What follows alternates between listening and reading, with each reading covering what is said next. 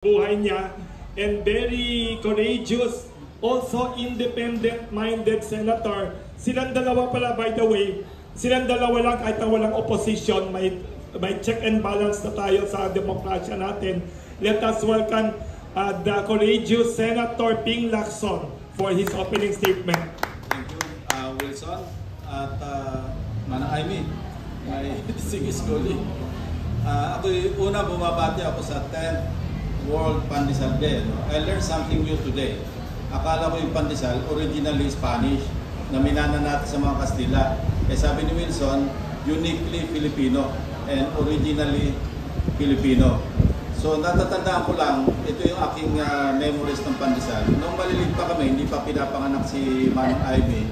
Natatandaan ko, alam mo yung honesty ng mga Pilipino noon, ibabagsak yung pandesal, no? Dalawa yung lalagyan niya, parang bag, hindi bag yun, lata, na merong patulog.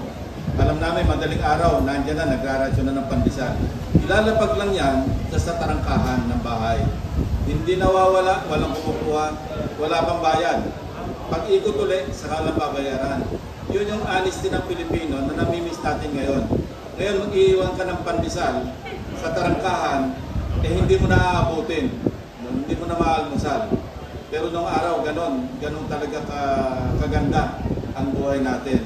Naalala ko tuloy, yung ating ilog, kami, nung maliliit kami, hindi pa rin pinapanganak si Manang Amy. Naliligo kami sa ilog. Yun ang aming doon ako natuto, unang lumangoy, nung muntik na akong malunod. At yung mga puno, talagang sariwa yung hangin na natatamasa natin. Medyo nawawala na yun, ano? Hindi lamang sa atin, sa buong mundo dahil sa climate change. Yung mga yelo sa Arctic, sa Antarctic, medyo natutunan na, nalulusaw. So ano yung pwede natin gawin para mamitigate yung effect ng disaster dahil gawa ng climate change? Well, disaster preparedness of course. Yung hunger, that's another matter altogether. Nagsabi na ng statistics si Wilson kanina, at hindi na rin natin alam kung ano yung dapat natin paniwalaan. Ang importante, pigilan natin yung kagutuman ng ating mga kababayan. Again, maraming salamat. Isang malaking pribilehiyo na naimbita ako rito. Matagal na kasi nag-imbit si Wilson sa layo.